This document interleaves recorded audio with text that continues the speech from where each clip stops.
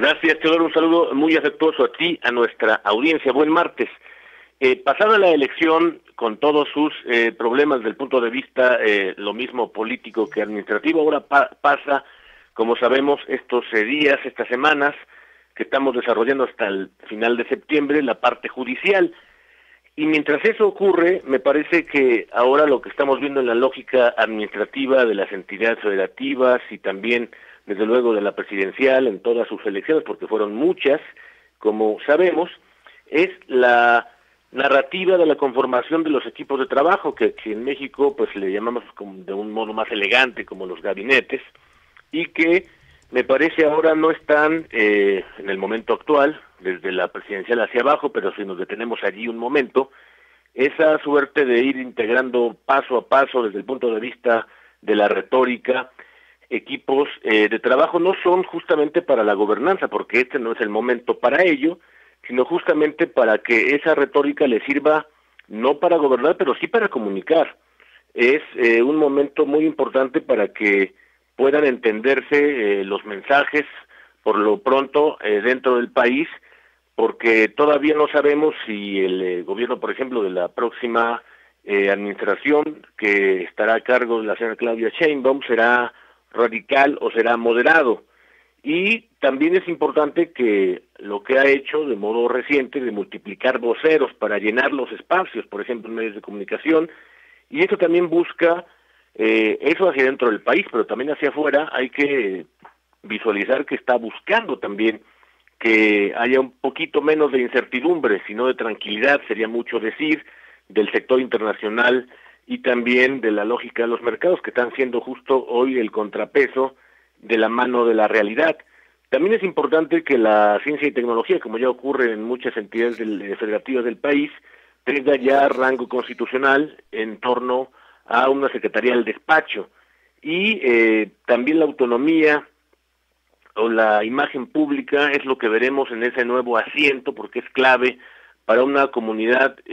la científica, que ha sido muy golpeada en el sexenio que corre. Y el gobierno también me parece que desde el punto de vista discursivo no ha pasado justo de las palabras a los hechos. El caso, si vemos algunos perfiles de lo que ha significado esta lógica, los nombramientos, o los primeros acasos son los de buscar una suerte de sentido útil para la reunificación de Morena, que es lo que pretendería la designación de Marcelo Ebrard. Y también me parece que el año 2018 y 2024 son distintos por lo que toca no solo la continuidad, sino cómo se va a desarrollar la gobernanza, porque son escenarios absolutamente distintos. Y lo peor aún es que ahora en 24 y 25 tendremos un déficit fiscal notable y tendremos que apegarnos justamente a la realidad. Esos son puntos de vista que buscan justamente cubrir esa narrativa. Y ahora, por lo menos, también hay que decir que desde el punto de vista de la administración pública federal, quizá también haya un espacio para la construcción de una política pública basada en evidencia, cosa que estuvo cancelada en el sexenio de López Obrador, porque él, como sabemos, pues requería únicamente que el sometimiento, que estuviesen con él sí o sí. Y el reparto también del problema judicial está por verse, si será como en aquellos días del error de diciembre del 94, si ahora tendremos o no un error de septiembre. Hay que preguntarnos en todo caso si ese será el inicio del sexenio en medio del conflicto. Es una pregunta que queda desde luego abierta. Los órganos autónomos pues tiene también la lógica de que los voceros múltiples no logran poner en sintonía, que la credibilidad es lo que caería en torno al primer tramo del sexenio, lo cual abriría desde luego muchos frentes de batalla. Y por último, me parece que estas giras que ha hecho de espectáculo, me parece, entre el presidente y la próxima ocupante de la silla del Águila, pues son justamente un conjunto de distracciones que no tienen más allá que un esbozo del control que todavía ejerce el presidente, pero desde luego tienen de lado muy pegada a la realidad, porque entre el plan C, el beso, la reunión en Palacio Nacional, todo ello va haciendo cada vez más cabizbajo el ocaso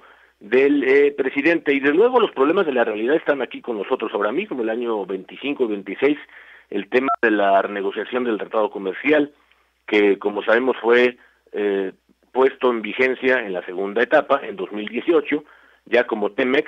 y también hay que ver si las repercusiones que vendrán ante el posible, lo dejamos allí, veremos cómo se desarrolla el Supermartes de noviembre con el socio comercial más importante, los Estados Unidos.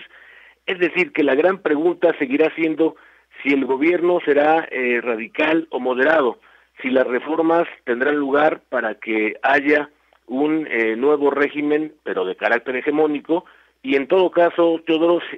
seguirnos preguntando si vamos a seguir construyendo como en el siglo XX, un partido de Estado, que eso fue lo que hizo, claro que con su lógica, con sus matices,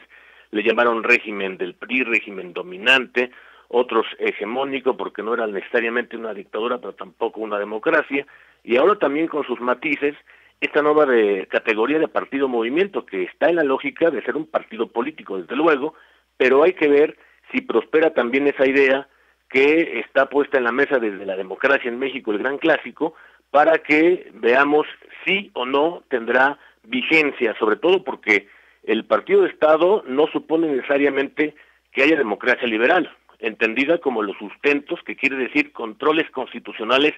a los partidos, a los actores. ¿Tendremos o no gobierno moderado o gobierno radical? Es la gran pregunta.